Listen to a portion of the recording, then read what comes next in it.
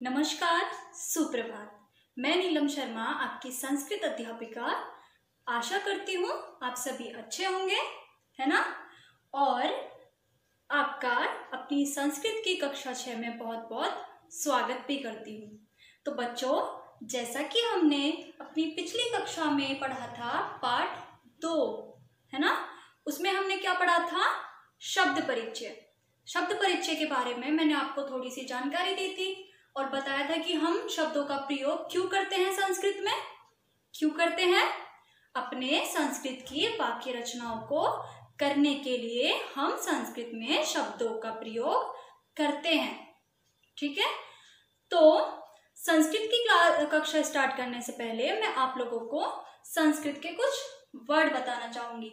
हम जब भी संस्कृत की कक्षा में आएंगे, हम रोज एक संस्कृत का नया वर्ड सीखेंगे। ठीक है। तो हमारा आज का एक पहला शब्द है जो आज हम संस्कृत में सीखेंगे, वो है नमो नमः। नमो नमः आप इंग्लिश में क्या बोलते हो? Good morning. हिंदी में क्या बोलते हो? सुप्रभात। और संस्कृत में क्या बोलोगे आप गुड मॉर्निंग को? नमो नमः। ठीक है। तो आज हमने एक शब्द सीखा, वो क्या? नमो नमः। नमो नमः क्या होता है हमारा? किसी को भी गुड मॉर्निंग या सुप्रभात कहना। हम जब भी अपनी संस्कृत की कक्षा में मिलेंगे तो हम क्या बोलेंगे? नमो नमः। ठीक है। तो उसके बाद हमारा स्टार्ट होता है पाठ 2, शब्द परिचय। हमने कहाँ तक पढ़ा था? हमने उसमें अकारांत पुल्लिंग पढ़ लिए थे, है ना। तो अब हम आगे क्या पढ़ेंगे? आकारांत स्त्रीलिंग। हमने पहले पुल्लिंग के बारे में पढ़ा, अब हम किसके बारे में पढ़ेंगे? स्त्रीलिंग के। और स्त्रीलिंग के बारे में मैंने आपको क्या बताया था? क्या होते हैं स्त्रीलिंग? जो हमें स्त्री जाति का बोध करवाए। ठीक है। जैसे आपके घर में आपकी मदर है, वो कौन है? स्त्रीलिंग। और फादर कौन है? पुल्लिंग। ठीक है। तो जो स्त्री जाति का बोध करवाए वो हमारे स्त्रीलिंग कहलाते हैं। ठीक है। तो अब हम अपनी कक्षा प्रारंभ करते हैं। ये है आपका पेज नंबर 16, जिसमें आपको आगे दे रखा है। हमने पेज नंबर 15 तक पढ़ चुके थे हम, जिसमें हमारा क्या खत्म हुआ था? अकारांत पुल्लिंग। ठीक है। उसके बाद आता है हमारा पेज नंबर 16। आप सभी अपने पास अपनी पेंसिल, इरेजर और शार्पनर अपने पास रखेंगे, क्योंकि आज हम इसमें करने वाले हैं अभ्यास कार्य। ठीक है। तो इसमें आपको पेज नंबर 16 पर आपका अभ्यास कार्य दे रखा है। वो किसका अभ्यास कार्य है? उसमें सिर्फ हम पुल्लिंग जाति का बोध करेंगे, यानी कि पुल्लिंग जाति के बारे में ही हम उसका अभ्यास कार्य करेंगे। आपको इसमें पुल्लिंग जाति से संबंधित प्रश्न दे रखे हैं। तो आइए हम अपना अभ्यास कार्य स्टार्ट करते हैं। तो ये है आपका पेज नंबर 16 पर आपका अभ्यास कार्य, जिसमें आपका प्रश्न नंबर 1 है, चित्राणि दृष्ट्वा रिक्त स्थानानि पूरयत, यानी कि नीचे दिए गए चित्रों को देखकर उनके रिक्त स्थानों में संस्कृत शब्द लिखिए। ठीक है। तो आपको यहाँ पर कौन कौन से रिक्त स्थान दे रखे हैं? आपको यहाँ पर सबसे पहले दे रखा है एक कबूतर का चित्र। तो कबूतर को हम संस्कृत में क्या बोलते हैं? कपोतः। क्या बोलते हैं? कपोतः। उसके बाद आपको दे रखा है एक बालक का चित्र। तो बालक को हम संस्कृत में बोलते हैं बालकः। क्या बोलते हैं? बालकः। हम इसे बालक नहीं पढ़ेंगे, हम इसे बालकः पढ़ेंगे। ठीक है। उसके बाद फिर आपको चित्र में दे रखा है 2 मोर। तो मोर हमारे कौन से वचन में है? द्विवचन में। तो हम इसका क्रिया भी कौन सी वचन में लिखेंगे? हम इसकी क्रिया भी द्विवचन में ही लिखेंगे। ठीक है। तो हम संस्कृत में मोर को क्या बोलते हैं? मयूरौ। क्या बोलते हैं? मयूरौ। उसके बाद देखें तो यहाँ पर आपको दे रखा है एक कोए का चित्र। ठीक है। तो कौवा कितने हैं? कौवे की संख्या कितनी है? 1, यानी कि वो एक वचन में है। तो हम इसकी एक वचन की क्रिया क्या लिखेंगे? काकः। क्या लिखेंगे हम? ध्यान से देखिएगा, काकः। उसके बाद हमारे पास और कौन से चित्र हैं? अभी हमारे पास खरगोश है, घोड़े का चित्र है, एक किसान का चित्र है, शेर का भी चित्र है और कुछ पक्षियों के भी चित्र हैं। ठीक है, तो हमारे पास खरगोशों की संख्या कितनी है? कितनी संख्या है? आइए हम इन्हें गिनते हैं। कितने खरगोश हमारे पास? 1 2 3। तो कौन सी क्रिया हुई ये हुई हमारी बहुवचन की क्रिया। तो हम इसमें कौन सी क्रिया का प्रयोग करेंगे? बहुवचन की क्रिया का। तो जब हम बहुवचन की क्रिया का प्रयोग करेंगे तो वो हमारा क्या हो जाएगा? शशकः। क्या हो जाएगा? शशकः। ठीक है, उसके बाद है हमारे पास अश्वौ। घोड़ों को हम क्या बोलते हैं संस्कृत में? अश्वौ। क्यों? क्योंकि ये द्विवचन की क्रिया में है, ये 2 है, तो इसलिए ये द्विवचन की क्रिया में इनका अर्थ लिखा जाएगा। तो ये हमारे क्या बन जाएंगे? अश्वौ। उसके बाद है हमारे पास मुर्गों की संख्या। कितने मुर्गे हैं हमारे पास? 1 2 3 4। तो हमारे पास कितने मुर्गे हैं? 4 मुर्गे। और मुर्गों को हम संस्कृत में क्या बोलते हैं? कुक्कुटः। क्या बोलते हैं? कुक्कुटः। ठीक है, उसके बाद है हमारे पास एक पपी, जिसे हम बोलते हैं कुत्ते का बच्चा। तो हम उसको क्या बोलते हैं संस्कृत में? शुनकः। क्या बोलेंगे? शुनकः। उसके बाद है हमारे पास एक किसान। तो किसान कितने हैं? 1। तो इसलिए हम इसमें कौन सी क्रिया लगाएंगे? एक वचन की क्रिया। तो हम संस्कृत में किसान को क्या बोलेंगे? कृषकः। क्या बोलेंगे?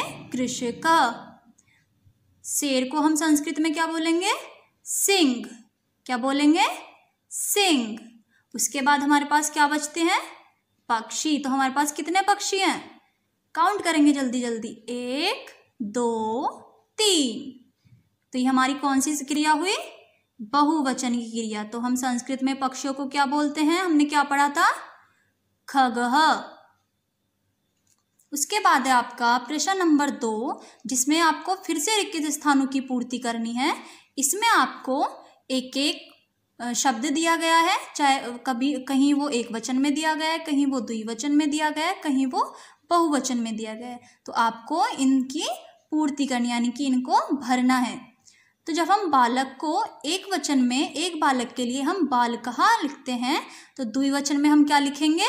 बालकौ। और उसका बहुवचन क्या हो जाएगा? बालकः।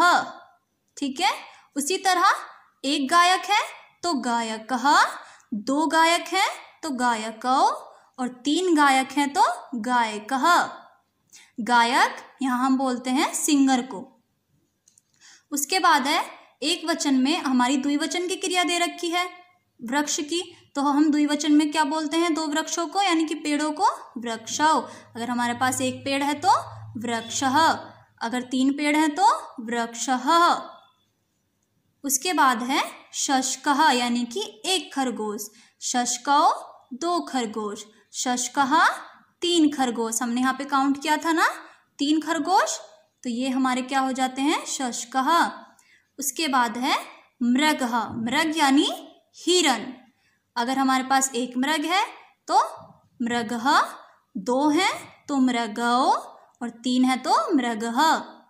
उसके बाद है कपोतः। कपोतः का शब्द हमने क्या पढ़ा था? कबूतर। तो 1 कबूतर है तो कपोतः, 2 कबूतर हैं तो कपोतौ, और 3 कबूतर हैं तो कपोतः। उसके बाद आता है हमारा प्रश्न नंबर 3, एक वचनानि लिखत, यानी कि हमें कुछ शब्द दिए गए हैं जो एक द्विवचन में भी हैं और बहुवचन में भी हैं। ठीक है, तो हमें उनका एक वचन लिखना है। ठीक, तो मयूरा, मयूरा का एक वचन क्या होगा? मयूरः। कपोतः, कपोतः का एक वचन क्या होगा? कपोतः। उसके बाद है वानरः। वानरः का एक वचन क्या होगा? वानरः। बालकौ का क्या होगा? बालकः। उसके बाद है आपका प्रश्न नंबर 4। इसमें क्या लिखना है? हमने प्रश्न नंबर 3 में क्या लिखा था? एक वचन की क्रिया लिखी थी। अब हम प्रश्न नंबर 4 में लिखेंगे द्विवचन की क्रिया। ठीक है, तो नेत्राणि, ये क्या है? नेत्र, यानी कि आंखों के लिए बोला गया है, तो इसकी द्विवचन में क्या हो जाएंगे? नेत्रय। मयूरा मयूरौ, वृक्षः वृक्षौ। उसके बाद है शुका, शुका हम बोलते हैं तोते के लिए। तो हमारे पास एक शुक है तो शुकः, और हमारे पास अगर दो तोते हैं तो शुकौ। उसी तरह सर्पः, सर्पः बोलते हैं सांप के लिए। तो दो सांप है तो क्या लिखेंगे हम, सर्पौ। उसके बाद है वानरा, वानरा की हम द्विवचन में क्रिया करेंगे तो क्या आएगा, वानरौ। ठीक है, तो ये था आपका प्रश्न नंबर 4। उसके बाद आते हैं हम प्रश्न नंबर 5 पर। प्रश्न नंबर 5 में हमें क्या करना है, बहुवचन की क्रिया करनी है ना। अगर आपको कोई एक वचन या द्विवचन दे रखा है तो हम उसे बहुवचन में परिवर्तित कर देंगे। तो हमारा पहला क्या है, चषकौ। तो चषकौ का एक वचन की क्रिया में क्या हो जाएगा, चषकः। काकः यानी कोआ, तो कोआ की अगर हम बहुवचन में क्रिया करेंगे तो क्या आ जाएगा, काकः। उसके बाद है आपका मयूरः, मयूरा की हम एक वचन में क्रिया करेंगे तो मयूरः। दीपौ का दीपः। ठीक है, उसके बाद आपका प्रश्न नंबर 6, जिसमें आपको अर्थों के साथ उसका मेल करना, यानी कि उनको मैच करने हैं। तो इसमें वानरा, वानरा को हम क्या कहते हैं, बंदर। सर्पः, सर्पः को क्या कहते हैं, क्या बताया था मैंने, सांप। चमस, चमस, चमसहा को यानी कि वो क्या कहलाएगी, हमारी चम्मच। ठीक है, कुकुट, कुकुट मैंने आपको क्या पढ़ाया था, यहाँ पे क्या पढ़ाया था मैंने आपको, इसका मुर्गा। ठीक है, तो इसका अर्थ क्या होगा, मुर्गा। उसके बाद क्या है आपका शुकः, तो शुकः को हम क्या बोलेंगे, तोता। खड्गः, खड्गः यानी कि तलवार को कहते हैं हम खड्गः। रजकः, रजकः यानी धोबी। सयूतः थैला या बैग। उसके बाद है आपका प्रश्न, ये आपको क्रियाकलाप दे रखी है, यानी कि एक एक्टिविटी दे रखी है, ये आप करेंगे। इसमें क्या करना है आपको, आपकी कक्षा में या परिवार में रहने वाले ऐसे बालकों के नाम लिखिए जो अकारांत पुल्लिंग हो, जैसे दीपक। अगर आपके फैमिली में है या आपके कोई भी दोस्त हो जो अकारांत पुल्लिंग हो, यानी कि वो पुल्लिंग जाति का बोध कराता हो, तो आप उनके यहाँ पे नाम लिखेंगे। ठीक है, उसके बाद अगला है आपका पशु पक्षियों के चित्र दिए गए स्थानों पर चिपकाकर उनके नाम संस्कृत में लिखिए। आपको इनके चित्र चिपकाने हैं, जो भी आपको पशु पक्षी दे रखे हैं यहाँ पर, किन्हीं भी आप 4 पशु पक्षियों के चित्र चिपका सकते हैं और उनके संस्कृत में नाम लिखने हैं। ठीक है, की अभ्यास कार्य कर चुके हैं, अब हम करेंगे अपने स्त्रीलिंग अकारांत। तो आप पेज नंबर 18 निकालेंगे, जिसमें आपको दे रखा है अकारांत स्त्रीलिंग। ठीक है, तो अकारांत पहले जान लेते हैं हम क्या होता है।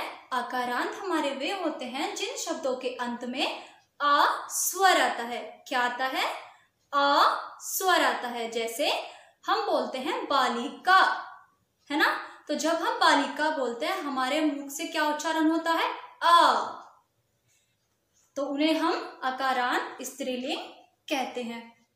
आगे देखेंगे बुक में, स्त्रीलिंग, जो शब्द स्त्री जाति का बोध करवाते हैं वे शब्द स्त्रीलिंग कहलाते हैं।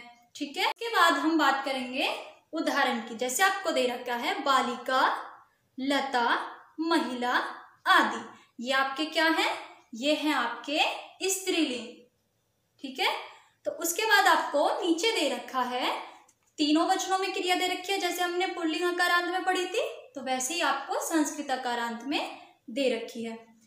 तो बुक में देखेंगे आप, इसमें आपको बालिका, बालिके, बालिका। ठीक है, उसके बाद आपको दे रखी है महिला, महिले, महिला। उसके बाद है आपका नौका, नौके, नौकः। फिर है आपका माला, माले, मालः। ठीक, उसके बाद आप पेज नंबर 19 पर देखेंगे, इसमें आपको एक छोटा सा पाठ दे रखा है जिसमें आपको सारी स्त्रीलिंग की क्रियाएं दे रखी हैं। तो इसमें पहली लाइन है हमारी एषा बालिका। एषा का अर्थ होता है यह। क्या अर्थ होता है? स्त्रीलिंग के शब्द दे रखे हैं तो पढ़ते हैं। एषा बालिका, बालिका का अर्थ होता है लड़की, क्योंकि हम स्त्रीलिंग के बारे में बात कर रहे हैं तो हम इसमें एक लड़की के बारे में यानी कि स्त्रीलिंग के बारे में पढ़ेंगे। तो एषा का अर्थ होता है यह, तो इसके अर्थ क्या हुआ? हिंदी अर्थ यह लड़की। बालिका खेलती, यानी कि बालिका जो लड़की है वो खेलती है। सा हंसती, सा हमारा क्या कहलाता है हिंदी अर्थ में? वह। हम वह किसके लिए प्रयोग कर रहे हैं? स्त्रीलिंग जाति के लिए, तो वह हंसती है। उसके बाद आपको दे रखा है सा किम करोति। सा का अर्थ क्या होता है? वह, और किम का अर्थ क्या होता है? क्या। तो इसका हिंदी अर्थ क्या हुआ? वह क्या करती है। उसके बाद है आपका किम सा पठति, वह क्या पढ़ती है। आम सा पठति, हाँ वह पढ़ती है। उसके बाद है आपका एषः शिक्षिका, यह शिक्षिका है, यानी कि जैसे अब मैं आपको पढ़ा रही हूं तो मैं आपकी कौन हुई? शिक्षिका। तो यह शिक्षिका है। शिक्षिका किम करोति, शिक्षिका क्या करती है। सा पाठयति, वह पढ़ाती है। शिक्षिका क्या करती है? मैं आपको क्या कर रही हूं? मैं आपको पढ़ा रही हूं। उसके बाद आपको नीचे कुछ स्त्रीलिंग के शब्द दिए गए हैं, हम उनका उच्चारण करते हैं। पहला है आपका पिपीलिका, जिसका अर्थ है चींटी। दूसरा है रिक्शा, यानी कि रिक्शा।